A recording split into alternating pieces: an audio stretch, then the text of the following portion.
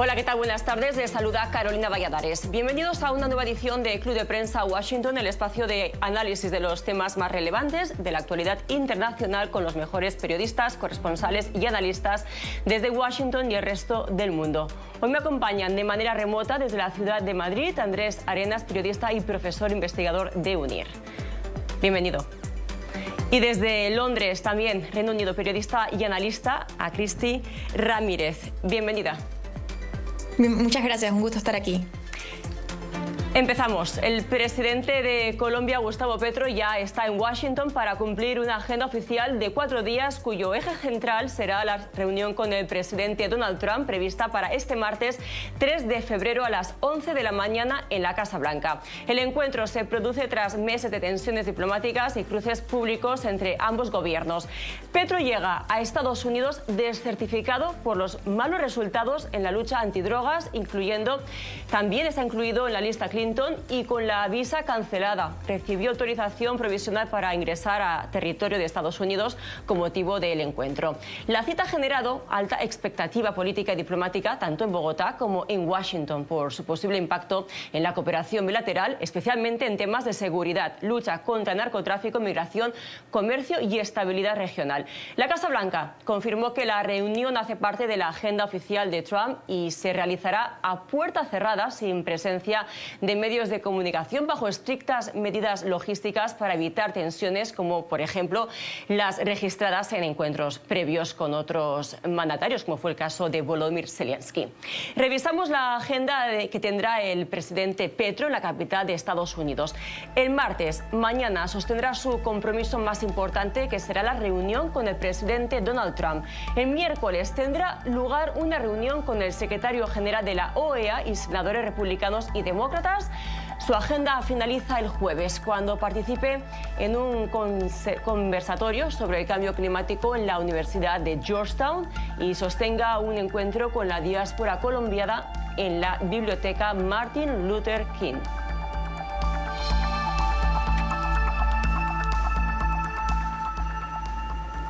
El presidente de Colombia se sentará por primera vez frente a Donald Trump en apenas menos de 24 horas. Cristi, Andrés, ¿cuál es vuestro pronóstico a menos de 24 horas? Empiezo contigo, Cristi. Bueno, nosotros sabemos que a veces las reuniones con el presidente Donald Trump llegan de altas tensiones y una vez que pasa la reunión en persona, las tensiones tienden a bajar, con excepciones muy marcadas, tal vez la de Zelensky, aunque con Zelensky han tenido altos y bajos dependiendo de la reunión. Pero sí, el eje central de esta reunión debería ser los números de exportación de cocaína de Colombia hacia Estados Unidos. Esto no es tema solamente del presidente Donald Trump, que sí lo ha hecho eje central de su retórica desde que llegó a la Casa Blanca, la lucha contra las drogas. Pero ya desde el 2023, las Naciones Unidas venía advirtiendo que se habían reportado plantaciones récord en Colombia con respecto a cocaína y que desde el 2023 en adelante, es decir, desde la llegada de Petro al poder, han ido exportaciones, o sea, cantidad de toneladas récord de cocaína de Colombia hacia Estados Unidos. Esto sería consecuente, una posición más fuerte de Estados Unidos con Colombia sería consecuente con la retórica que está llevando Donald Trump de la Casa Blanca. Ahora, también nosotros sabemos que la política exterior de Donald Trump es sumamente pragmática y a veces las prioridades cambian de un día para otro. Yo supongo que se hablará de las drogas, que es algo que sí resuena mucho con la base del presidente Donald Trump, pero también abordarán temas como las operaciones que han venido pasando tanto en el Caribe como el Pacífico, porque nosotros no hemos olvidado prácticamente del Pacífico cuando hablamos del tráfico de droga, y ahí es donde pasa más del 70% de la droga que va rumbo a Estados Unidos, en gran parte de Colombia. Claro, la reunión tiene lugar porque a priori debería beneficiar a ambos políticos, no solamente en la agenda externa, como bien dices, sino en la doméstica. Hablar de drogas y de tráfico de drogas también en el Pacífico. Ahora bien, esta reunión tiene lugar en un contexto inusitado en el que Petro de hecho, ha pedido un visado especial para poder arribar a Estados Unidos, lo cual es bastante extraordinario que esto suceda cuando Trump se reúne con un mandatario extranjero. Ha dicho hace minutos aquí en Washington, D.C., el embajador de Colombia, Daniel García Peña, que siempre habrá temas de desacuerdo y temas de trabajo conjunto. Te quiero preguntar, Andrés, ¿crees que habrá más temas de distensión o de tensión en esta cita? Mira, yo estoy muy de acuerdo con la posición de Christie. El presidente Trump, una cosa es el discurso y luego los encuentros personales. Sin duda, el presidente de los Estados Unidos ha recuperado lo que podríamos denominar en derecho romano el autoritas. Él ha logrado convencer con su voz, con su palabra y luego a través de sus acciones tan contundentes como la invasión quirúrgica que hizo en Venezuela, el convencer sobre todo en la región de que él no va de juego, de que él no es solo discurso, sino que también va acompañado de acción. Entonces, claro, tomando esas dos variables, el presidente de Colombia obviamente va a sentarse en una mesa a dialogar y a ver en qué medida no hay prejuicio o no hay medidas en contra de Colombia, porque a la final eso es lo que como todo presidente quiere, que no hayan circunstancias indeseables para su país.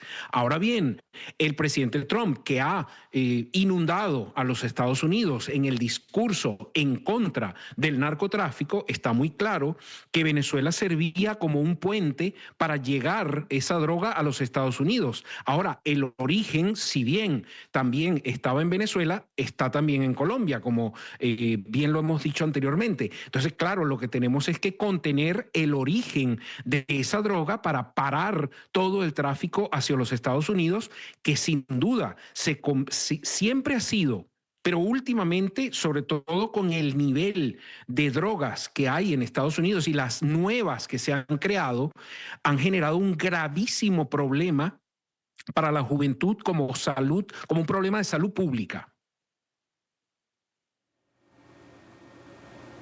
Claro, según tiene el presidente Trump es su capacidad de seguir sorprendiéndonos y de hecho recordemos la reunión que mantuvo con el alcalde de Nueva York, Zohran Mamdani, hace unas semanas, sorprendió a todos los periodistas que cubrimos la Casa Blanca y también las reuniones que ha tenido y sostenido con Zelensky, algunas han acabado bien, otras han acabado un poco peor. Ahora, ¿a quién creéis que beneficia? Que la reunión por ahora es a puerta cerrada, siempre pasa a veces que en el último minuto pues se llama al pool y pueden entrar los medios, pero por ahora no consta que los medios estén presentes. ¿Beneficia o perjudica a Petro que sea a puerta cerrada, Cristi? Yo digo que beneficia a cualquiera de las dos si yo fuera los asesores de comunicación de cualquiera de estos dos presidentes, que ambos comparten la característica de salirse bastante del guión de lo que a veces sus asesores de comunicación preferiría que hicieran, ¿no? Tanto el presidente Donald Trump a veces ha tenido errores bastante importantes en su momento de comunicación, pero sin duda Petro todavía más, ¿no? Es una figura política, se ha caracterizado por sus conferencias de prensa y sus interacciones de la prensa que a veces le falta un poco de sentido, ¿no? Entonces, si los asesores de ambos presidentes quieren controlar la retórica y quieren controlar el discurso, yo diría que de ambas partes, para que no estén los dos, cualquiera de los dos grupos de asesores, despertándose a la mañana siguiente con un nuevo titular en los medios de comunicación, yo creo que les beneficia a los dos, sobre todo por el manejo que los dos tienen con los medios de comunicación. Ahora, Petro llega con una misión bastante alta, o por lo menos lo que los ciudadanos de Colombia están esperando. Y es lo que para mí sería la clave de esta reunión, es la desertificación. Y yo supongo que la mayor parte de los colombianos quieren una respuesta con respecto a la pérdida de la certificación de Colombia. ¿Por qué? Porque esto ha afectado o afecta y afectará de manera directa la capacidad de Colombia de poder luchar internamente contra el narcotráfico, que afecta a Colombia y afecta al resto de la región. Y esa es una respuesta que Petro le debe a sus ciudadanos. Además, también acordémonos que Petro está entrando en también un periodo electoral delicado donde también su popularidad ha sufrido muchísimo. Entonces, yo diría que a los dos los beneficia para que no haya ninguna sorpresa que sea por puertas cerradas. Y recordemos ahora que el presidente de Colombia se sentará por primera vez frente a Donald Trump tras un año de confrontaciones abiertas marcadas por las decisiones del gobierno Petro en materia de migración, su permisividad con el narcotráfico y su alineamiento con cuestionados regímenes como el de Venezuela. Choques que llevaron la relación entre Bogotá y Washington al punto más bajo en décadas, con sanciones, amenazas comerciales, retiro de visas y advertencias que incluso rozaron el escenario militar. En enero de 2025, solo unos días después de su regreso a la presidencia de Estados Unidos, Donald Trump envió 2 vuelos militares con colombianos deportados en el marco de su lucha contra la migración irregular. Petro bloqueó el ingreso de las aeronaves argumentando un supuesto trato indigno a sus connacionales, pese a haber autorizado la llegada previamente.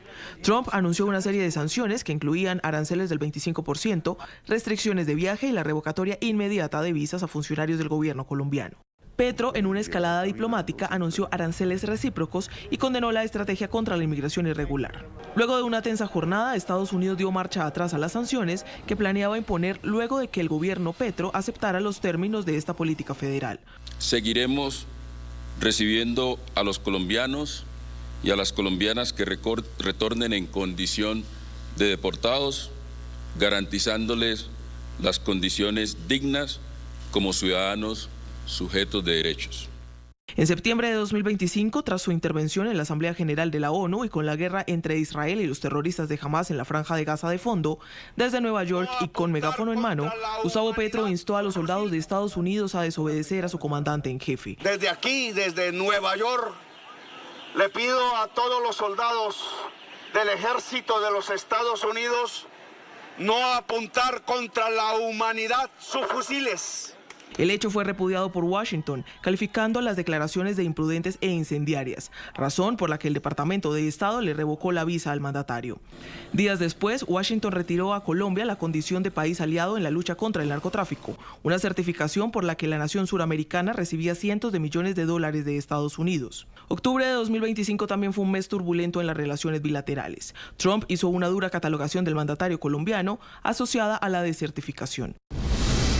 El presidente de Colombia, Gustavo Petro, es un líder del narcotráfico que incentiva la producción masiva de drogas, tanto en campos grandes como pequeños, por toda Colombia. Se ha convertido, con diferencia, en el mayor negocio de Colombia y Petro no hace nada para detenerlo, a pesar de los pagos y subsidios a gran escala de Estados Unidos, que no son más que una estafa a largo plazo. Petro, un líder poco reconocido y muy impopular con una actitud fresca hacia Estados Unidos, debería cerrar estos campos de exterminio de inmediato o Estados Unidos se los cerrará y no será bien recibido.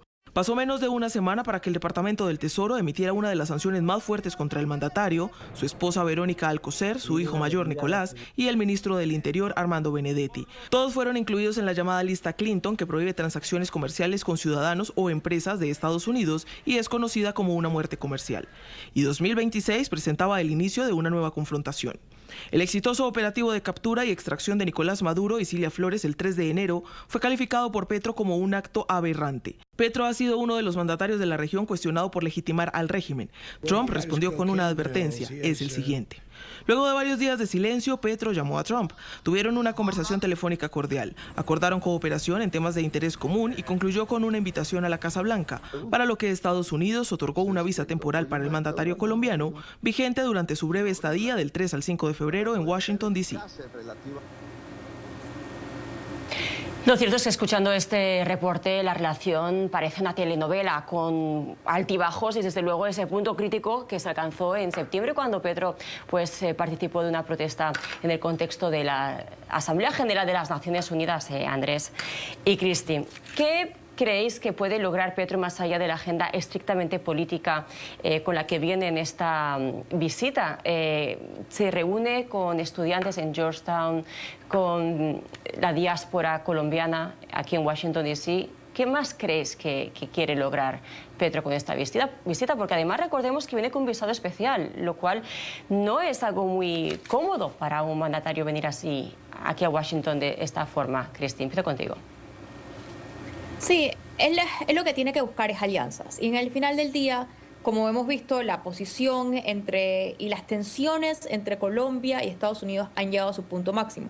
Incluso Colombia, como es un país que siempre estuvo cercano a los Estados Unidos, por lo menos en la última década, no era un país que se veía como esos países un poco más hostiles hacia Estados Unidos como otros países en la región. Sin embargo, con la llegada de Petro, incluso antes que con la llegada de Trump, esto cambia y esto obviamente llega a su punto de tensión máxima dentro con la llegada de Trump y el cambio también de posición del gobierno de Estados Unidos. Y al final del día, Colombia necesita aliados. ¿Por qué? Porque aunque muy poco probable, no nos olvidemos que hasta hace recientemente Trump lo amenazó con ataques militares a Colombia. Y además, la idea de tener a un presidente de un país tan importante en la región como es Colombia en la lista Clinton es una vergüenza internacional. Entonces, él tiene que vender esta imagen sólida, de líder sólido, no solamente ante el gobierno de Estados Unidos, sino hacia los colombianos que viven fuera de Colombia y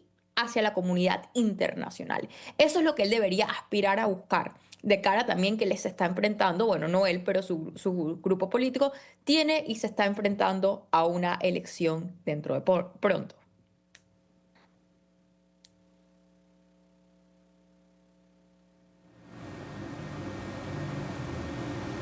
Te quiero preguntar a ti, Andrés, por ejemplo, Petro se va a reunir con senadores tanto republicanos como demócratas, también va a estar en la OEA. ¿Qué tipo de alianzas debería buscar Petro en el Senado de Estados Unidos, en el Capitolio? A ver, sin duda cualquier estudiante de primer año de Relaciones Internacionales te diría que en diplomacia las cosas todas se arreglan antes. Es decir, siempre hay una reunión previa y se llegan a acuerdos antes de las reuniones. Lo que pasa es que cuando tenemos personajes con personalidades tan características, como es el caso de Petro, es un poco impredecible por dónde puede salir y qué es lo que quiere en realidad conseguir. Si nos vamos exclusivamente a factores macroeconómicos, tendríamos que recordar que Colombia cerró 2025 con un déficit en la balanza comercial con Estados Unidos de menos 480 millones de dólares. Es decir, él debería buscar recuperar la confianza en los productos colombianos, recuperar la confianza en esas, digamos, bondades que podría ofrecer Colombia a los Estados Unidos en cuanto a exportaciones e importaciones y tratar de ayudar en todo caso al país para que la situación de las compras colombianas no solo se centren en combustibles, en maquinaria o en tecnología, sino que también se varíe un poco. Entonces yo creo que las reuniones con distintos parlamentarios en los Estados Unidos podrían lograr que él ofreciera al entramado comercial, al entramado empresarial colombiano, una mayor variedad de cosas y, por supuesto, limpiar un poco la cara y tratar de mostrar a Colombia y al país que en un momento dado parecía que si Estados Unidos invadía Venezuela, él iba a colaborar con tropas, cosa que afortunadamente no ocurrió. Entonces, claro, ahora viene todo el trabajo de la diplomacia a ver cómo limpia eso y a ver qué se obtiene y si él, por supuesto, maneja su discurso acorde, pues para que la situación se nivele como efectivamente se ha nivelado entre Estados Unidos y otros países. ¿Y qué lugar creéis que debería ocupar el tema Venezuela? Porque en las últimas semanas ha habido un cambio brusco en la geopolítica de la región. ¿Creéis que Venezuela debería pasar a un segundo plano? ¿Es oportuno para el bienestar de las relaciones entre ambos países, Cristi? Si yo fuera Petro, yo no tocaría el tema Venezuela. El tema Venezuela está manejado parece más directamente ya con la figura de Marco Rubio, se está estableciendo algún plan de trabajo, se nombró una embajadora. Es decir, Estados Unidos está siguiendo para adelante y va a seguir para adelante con la situación en Venezuela. Ahora, ¿en qué va a acabar eso? Todavía no se sabe.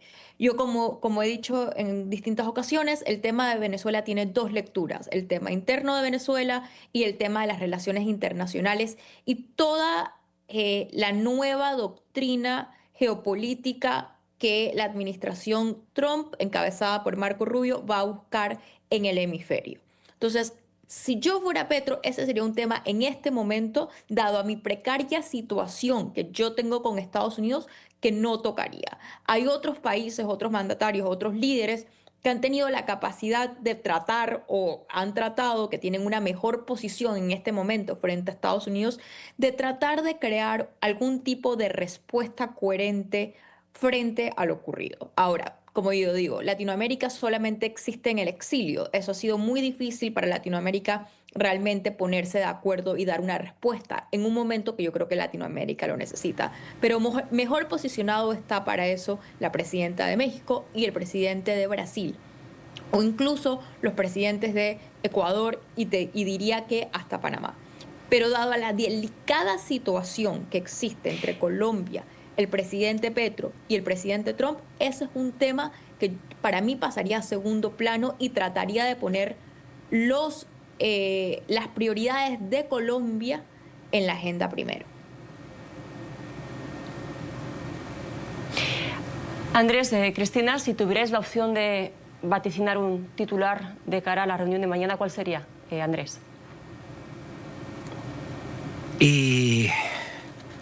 Wow, qué complicado ese titular, porque sin duda, yo completando un poco lo que decía Cristi, fíjate que yo quizás no estoy de acuerdo, pero podría agregar que si en todo caso el presidente Petro lleva a la mesa algo sobre Venezuela, sea desde el punto de vista de Colombia es un amigo, Colombia colabora con Estados Unidos, le puede ayudar, o sea, en un plan más bien de apertura, de Colombia somos vecinos con Venezuela, vamos a ayudar a fortalecer la frontera. O sea, yo creo que fuera un titular realmente impactante a nivel mundial, sería Colombia se alía con los Estados Unidos.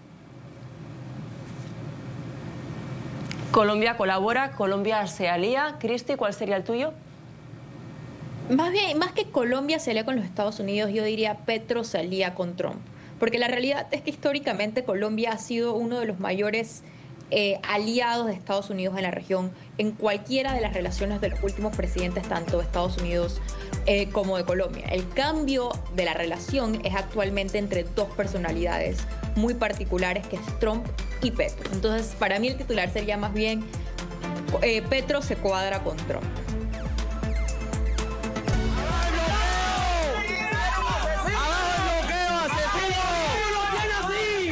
En medio del aumento de la presión de Washington al régimen de Miguel Díaz-Canel, en Cuba, la noche del pasado sábado fue registrado un acto de sabotaje contra el embajador de Estados Unidos, Mike Hammer, en Camagüey y Trinidad.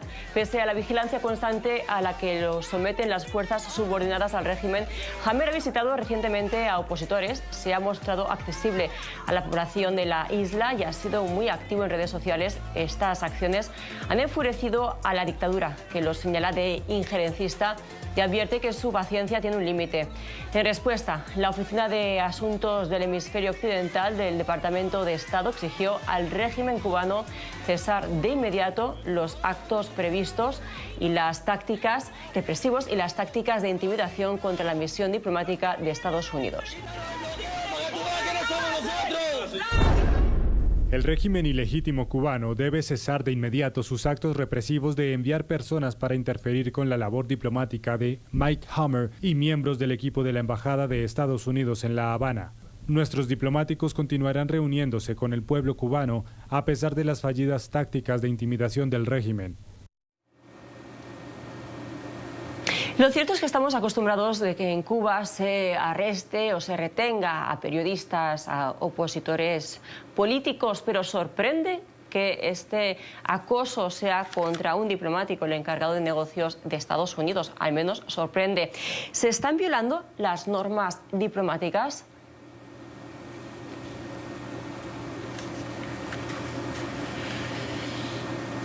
Cristi, empiezo contigo. Sí. Bueno, sí, porque estamos en un mundo nuevo, ¿no? Creo que hemos visto, no solamente en el hemisferio occidental, sino a lo largo y ancho del globo terráqueo prácticamente, que cada vez más los líderes les importan menos las relaciones diplomáticas, las relaciones internacionales o los modos, entre comillas, usuales de hacer negocios internacionales a lo que diplomacia se refiere. Y cada vez más estamos viendo otro tipo de acciones que los regímenes, que los gobernantes toman en sus acciones con otros países. Ahora, el tema de las relaciones de Estados Unidos y Cuba es un tema de larga data, muy delicado, que ha pasado por distintos momentos. En esta tal vez está en el momento, uno de los momentos más bajos por dos cosas. Uno, porque es uno de los momentos en el que el régimen cubano ha estado más débil en el sentido de su situación económica. No solamente que venía pasando ya por una crisis, sino que con cortarle o tratar de cortarle el petróleo y el apoyo que representaba Venezuela para el régimen cubano es un momento sumamente delicado. Y segundo, porque la política de la Casa Blanca hacia todo el hemisferio lo está manejando Marco Rubio, que ha sido y ha hecho gran parte de su vida política en poner una posición cada vez más dura de Estados Unidos frente al régimen cubano. Entonces, esto, después de lo ocurrido en Venezuela, quedarse sin Venezuela pone que Cuba hoy está tal vez en la prioridad de lo que sea la política exterior de Estados Unidos hacia Latinoamérica, que claramente ha demostrado que buscan sacar la injerencia de los países que ellos llaman enemigos. Y uno de esos países que ellos consideran su enemigo muy cerca a Estados Unidos es Cuba. Entonces, tal vez estamos frente a la administración que esté más dispuesta a actuar a pesar de los intentos que han tenido otras administraciones y no ha llegado a nada frente a la dictadura cubana. Y en medio de esta campaña de acoso, ¿qué consigue el régimen cubano acosando al encargado de negocios, sobre todo teniendo en cuenta de que están en la cuerda floja? Estados Unidos en cualquier momento, si quisiera, podría llevar a cabo alguna operación quizás similar a la que llevó a cabo en Venezuela. ¿Qué gana Cuba con esto? Andrés. A ver, obviamente lo que gana es tratar de darle digamos, a la poca población que aún profesa a la revolución como un modelo político válido para Cuba, pues trata un poco de lograr adeptos diciendo, mira, ahora ya estamos atacando en lo personal, pero más allá de discurso y más allá de algunas escaramuzas y actuaciones puntuales, yo de verdad creo que no logra nada porque el apoyo popular en Cuba hacia su gobierno se perdió hace mucho.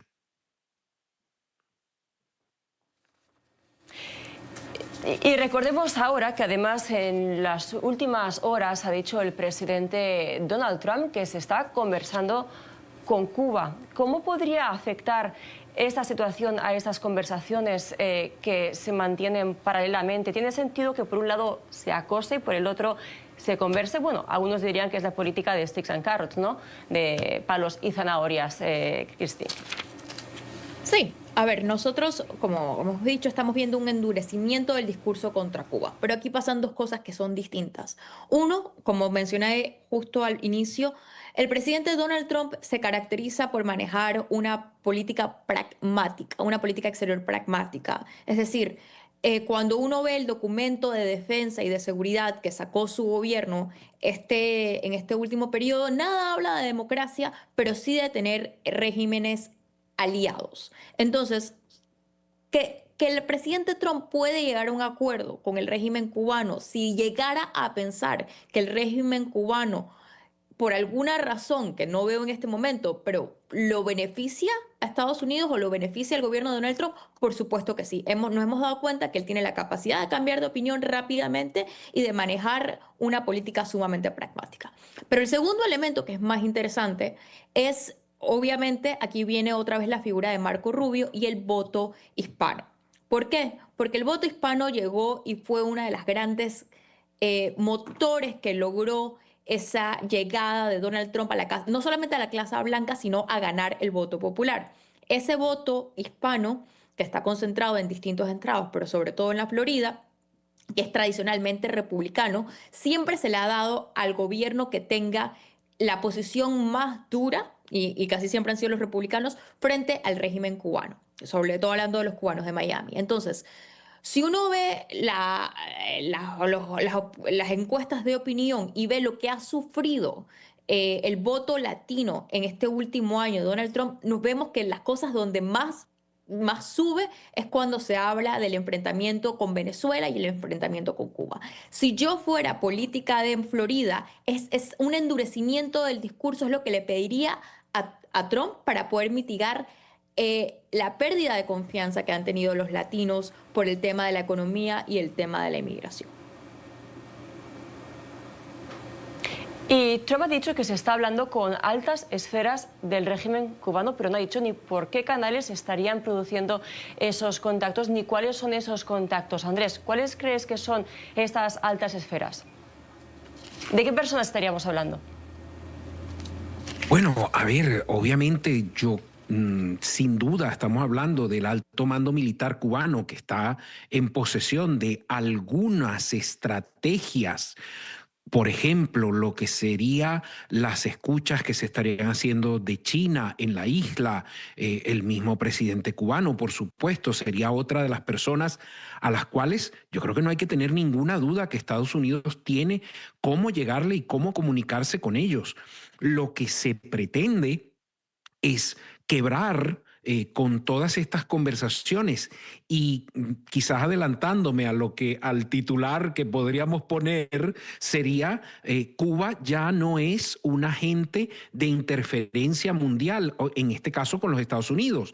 ¿Por qué? Porque con los petrodólares de Venezuela, Cuba pues tenía carta blanca para actuar en toda la región y a partir de ahora las reglas del juego han cambiado y dramáticamente.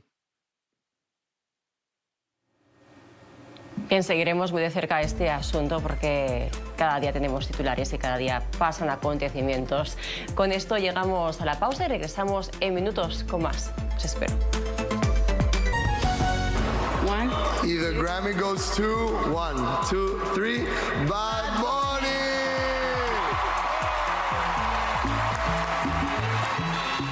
Ahí fuera, con esta frase, el artista de Puerto Rico, Bad Bunny, inició su discurso luego de ganar el premio Grammy al álbum del año por Debí tirar más fotos, el primer trabajo totalmente en español en conquistar el galardón. El artista de Puerto Rico hizo un llamado al amor y a la unidad durante la ceremonia llevada a cabo este domingo en Los Ángeles. La intervención del artista fue un abierto pronunciamiento contra las políticas antimigratorias del presidente Donald Trump en Estados Unidos.